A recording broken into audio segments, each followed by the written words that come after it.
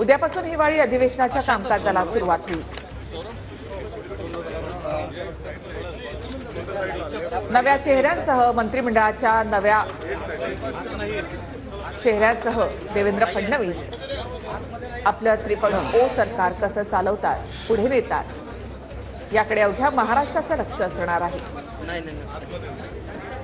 5 डिसेंबरला देवेंद्र फडणवीसांनी मुख्यमंत्रीपदाची तर अजित पवार शिंदेंनी उपमुख्यमंत्रीपदाची शपथ घेतली आणि त्यावेळी झालेल्या पहिल्या कॅबिनेटमध्ये एका पुण्यामधील रुग्णाला 5 लाखाच्या मदतीचा निर्णय देवेंद्र फडणवीस यांनी घेतलेला होता आणि आजच्या कॅबिनेटमध्ये आता कोणते महत्त्वाचे निर्णय घेतले जातात हे पाहणं देखील महत्त्वाचं असणार आहे, कारण उद्यापासून नागपुरातील हिवाळी अधिवेशनाला सुरुवात होणार आहे। त्यामुळे या कॅबिनेटमध्ये काही महत्त्वाचे निर्णय होण्याची शक्यता आहे। त्याचबरोबर खाते वाटपाकडे देखील संपूर्ण राज्याचं लक्ष लागलं आहे।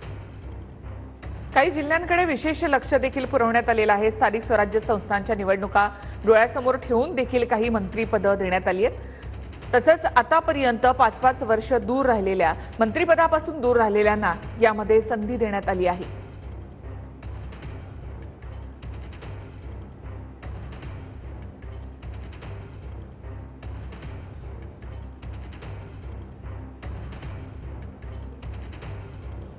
तर नागपुरामध्ये फडणवीस सरकारचा मंत्रिमंडळ विस्तार आता संपन्न झालाय आणि कॅबिनेट बैठकीसाठी आता मुख्यमंत्री आणि उपमुख्यमंत्री गेले आहेत।